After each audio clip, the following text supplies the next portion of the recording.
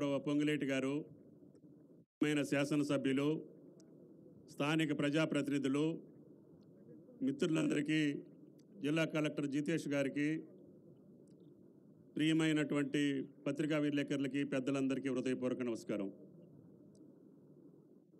మీరందరూ అనుకున్నట్టుగానే మీ కోరిక మేరకి ఆనాటి ఇందిరమ్మ పాలనే కావాలి, పేదల పక్షాన నిలబడేటటువంటి కాంగ్రెస్ పార్టీయే కావాలి, తద్వారానే సమన్యాయం జరుగుద్ది, అందరం ఆనందంగా ఉండొచ్చు, పేదలు రైతులు ధనికులు అనే తేడా లేకుండా అందరికీ అన్ని కార్యక్రమాలు చేయగలిగేటటువంటి శక్తి కాంగ్రెస్ పార్టీకి ఉంటుందని చెప్పి మీరందరూ కలిసి మమ్మల్ని కూడా కాంగ్రెస్ పార్టీకి తీసుకొచ్చారు. మీ దయ వల్ల, మీ అనుగ్రహం వల్ల మీ యొక్క కోరిక తీరి ఈనాడు రేవంత్ రెడ్డి గారి ప్రభుత్వం తెలంగాణ రాష్ట్రంలో కొలువుదీరింది. తెలంగాణ ఇచ్చినటువంటి తల్లి సోనియా గాంధీ గారి కోరిక నాకు ఈ రాష్ట్రాన్ని బహుమతిగా ఇవ్వాలని చెప్పి సెప్టెంబర్ 16, 17 తారీఖుల్లో హైదరాబాదులో అడిగారు. అడిగింది మీ మనసులో పెట్టుకొని ఆమె గారి కోరిక తీర్చారు. మా బాధ్యత, ఈ ప్రభుత్వ బాధ్యత, మీరు కోరుకున్నటువంటి అవసరాలు, కోరికలు ఈ రాష్ట్రానికి తీర్చాల్సినటువంటి బాధ్యత ఈ ప్రభుత్వం మీద ఉంది. కష్టమే, ఆర్థికపరమైన ఇబ్బందులున్నా, అనేక విభజన సమస్యలున్నా, అనేకపరమైనటువంటి కేంద్ర ప్రభుత్వంతో చేసుకోవాల్సినటువంటి కార్యక్రమాలున్నా మీరు రోజు చూస్తారు. మా వెంకటరెడ్డి గారు ఢిల్లీ పోతే గడ్కరీ గారు కూర్చోవాల్సిందే, ఏదో ఒక రోడ్డు శాంక్షన్ చేయాల్సిందే. అది విజయవాడ హైదరాబాదు 6 లేన్ల రోడ్డు ఈరోజు ఆయన పల్లి పట్టుకొచ్చారు. అదే రకంగా మా జిల్లాకు సంబంధించి కూడా ఆ రోజు జాతీయ రహదారులు చేసే అవకాశం నాకు కొద్ది రోజులు వచ్చింది. విజయవాడ టు జగదల్పూర్ వయా కొత్తగూడెం జాతీయ రహదారి వేసుకున్నాం. మళ్ళీ కొత్తగూడెం నుంచి వయా తొర్రూరు, అదేవిధంగా ఇల్లెందు మీదుగా తిన్నగా ఒలిగొండకి షార్ట్ కట్లో ఒక జాతీయ రహదారి శాంక్షన్ చేసుకున్నాం. సగం టెండర్లు అయినాయి, ఇంకొక ప్యాకేజీ టెండర్ కావాలి, అది వెంకటరెడ్డి గారి బాధ్యత అని చెప్పి మీకు ఈ సందర్భంగా మనవి చేస్తున్నాం.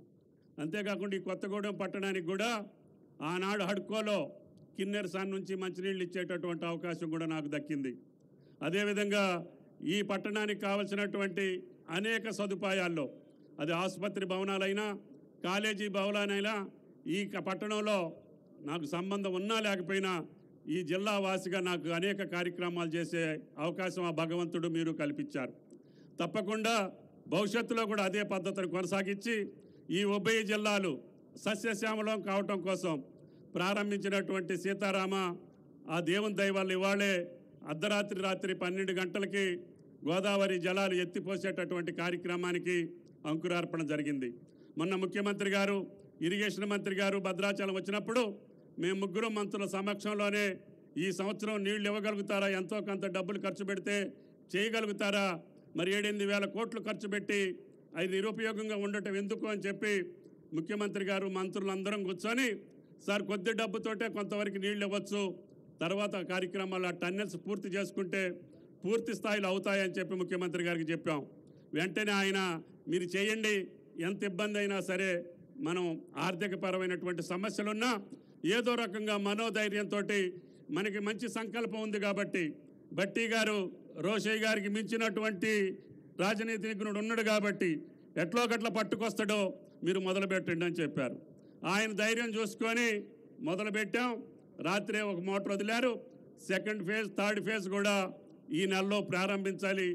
ముఖ్యమంత్రి గారితో తప్పకుండా ఈ సంవత్సర పంట కాలానికే గోదావరి జలాలు బట్టి గారి నియోజకవర్గానికి తాకాలి అని చెప్పి ఆ భగవంతుడిని కోరుకుంటున్నాం. కాబట్టి బట్టి గారు దానికి ఎంత అవసరమైతే అంతా రిలీజ్ చేస్తున్నారు. మొన్న ఆయన కరెంటు బిల్లులకు డబ్బులు ఇస్తే ఈరోజు మోటార్లు ఆడుతున్నాయి. తప్పకుండా భవిష్యత్తులో ఈ జిల్లాకే కాదు, ఈ రాష్ట్రానికి మేము ఎంత ఉపయోగపడగలుగుతామో, ఎంత చేయగలుగుతామో ముఖ్యమంత్రి గారికి ఆయనకి సహకరించుకుంటూనే ఈ ప్రభుత్వాన్ని పటిష్టంగా ప్రజలు కోరుకున్నటువంటి కోరికలు తీర్చడానికి తప్పకుండా ఈ 6 నెలల్లో, మాకు 3 నెలలు ఎన్నికలకు పోయినాయి, 3 నెలల్లో మీ కుర్చీలో కూర్చోవడానికి సమయం చాలలేదు. నిన్నటి నుంచే పరిపాలన ప్రారంభమైంది. కాబట్టి దయచేసి మీరు కూడా అర్థం చేసుకోవాలి. మనం కొత్తగా ఇంట్లోకి వెళ్ళి అక్కడ ఇల్లు కట్టుకొని అక్కడ కాపురం చేయాలంటే ఎంత సమయం పట్టుద్దో ఇక్కడ ఇల్లు కూల్చినటువంటి ఇంటిలోకి వెళ్ళాల్సి వచ్చింది. కాబట్టి ఆ కూల్చిన ఇల్లు లేపటం, మళ్ళీ దాన్ని బాగు చేయటం, దాంట్లో కాపురం పెట్టి సంసారం సాగాలంటే కొంత కష్టమే ఉంది. అయినా సరే మీరిచ్చినటువంటి మనోధైర్యానికి తగ్గట్టుగా తప్పకుండా ఈ జిల్లాలో ఉన్నటువంటి అన్ని సమస్యల పరిష్కారం కోసం మీ ముగ్గురితోటి పాటు మాకు అర్జునుడిలాగా వెంకటరెడ్డి గారు ఉన్నాడు, ఇన్ఛార్జ్ ఆయన యొక్క సహాయ సహకారాలతోటి జాతీయ రహదారులు పూర్తి చేయడంతో పాటు ఈ జిల్లాని సస్యశ్యామలం చేసేటటువంటి సీతారామ నీళ్ళని ఈ 3 సంవత్సరాల కాలంలోనే పాలేరుకి తీసుకెళ్లేటటువంటి ఒక మహద్భాగ్యమైనటువంటి కార్యక్రమాన్ని కొనసాగించుకుంటూ ఈ జిల్లాలో ఉన్న పేద వర్గాలకి, రైతులకి, ముఖ్యంగా నిన్న బట్టి గారు మొత్తం డబ్బులన్నీ నీ శాఖకే పోతున్నాయి అంటున్నారు. నా శాఖకి రావటం లేదయ్యా, రైతుల జేబుల్లోకి వెళ్తున్నాయి. వాళ్ళ కష్టాలు తీర్చడానికి మీరే పంట రుణాలు మాఫీ చేస్తామని 2 లక్షలు చేస్తామని మాట ఇచ్చారు. కాబట్టి మీ మాట నిలబెట్టడం కోసమే నేను 30,000 కోట్లు అడుగుతున్నా. దీని తర్వాత రైతు భరోసా ఉంది, అది కూడా మీ భుజ స్కంధాల మీదనే ఉంది. అందరు రైతు లోకానికి కూడా నేను చెప్తున్నా, పంట రుణాలు ముఖ్యమంత్రి గారి మాట ప్రకారం బట్టి గారు తీర్చడానికి సిద్ధంగా ఉన్నారు.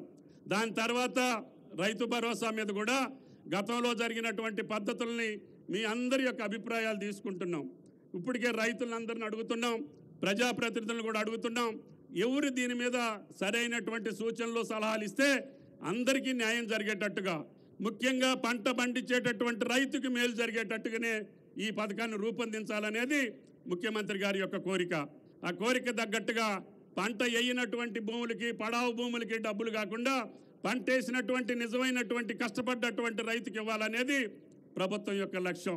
దాన్ని తప్పకుండా కొద్దిగా ఆలస్యమైనా ఆ విధి విధానాల రూపకల్పనలో బట్టి గారి ఆధ్వర్యంలో కమిటీ ఉంది. నేను, పొంగులేటి గారు, అదేవిధంగా శ్రీధర్ బాబు గారు కూర్చొని అందరి అభిప్రాయాలు తీసుకుంటున్నాం. తప్పకుండా మీ అభిప్రాయాలకు అనుగుణంగా ముందుకెళ్తామని చెప్పి విజ్ఞప్తి చేస్తున్నాం. అదేవిధంగా జిల్లా అధికారులతో పాటు రాష్ట్ర అధికారులు కూడా గతంలో మీ మాట వినలేదు, గతంలో మీ మాటకి విలువ లేదు, గతంలో మీ పనికి ఇది నమ్మకం లేదు. ఇప్పుడు ఆ పద్ధతి లేదు. ముఖ్యమంత్రి గారు సంపూర్ణమైనటువంటి స్వేచ్ఛతోటి అధికారులందరూ ఒళ్ళొంచి పనిచేయాల్సినటువంటి అవసరం వచ్చింది, కష్టపడి పనిచేయాల్సినటువంటి అవసరం వచ్చింది. ప్రజల కోరికలు తీర్చేటటువంటి బాధ్యత మన మీద ఉంది. కాబట్టి మీరందరూ సహకరించాలని చెప్పి కొత్తగా వచ్చినటువంటి జిల్లా కలెక్టర్ గారు, ఎస్పీ గారు, ఈ యొక్క జిల్లా మీకు విభిన్న స్వరూపాల్లో ఉంటుంది. ఒక పక్క ఛత్తీస్గఢ్ ఉంటుంది, ఒక పక్క ఒరిస్సా ఉంటుంది, ఒక పక్క ఆంధ్రప్రదేశ్ ఉంటుంది, ఒక పక్క మనం ఉంటాం. ఈ రకంగా అన్ని విభిన్న సంస్కృతులు కలిగినటువంటి ఈ జిల్లా అన్ని రంగాలతోటి ముందుకు పోవటం కోసం నా శాఖాపరంగా ఈ యొక్క ఆయిల్ ఫామ్ని పెద్ద ఎత్తున విస్తరించి తెలంగాణ మొత్తాన్ని కూడా రేపు రాబోయే 4.5 సంవత్సరాల్లో పామ్ ఆయిల్ ఎక్కడే ఉందంటే అది కొత్తగూడెం జిల్లా అని చెప్పేటట్టుగా మీకు పేరు తీసుకొచ్చేటటువంటి బాధ్యతని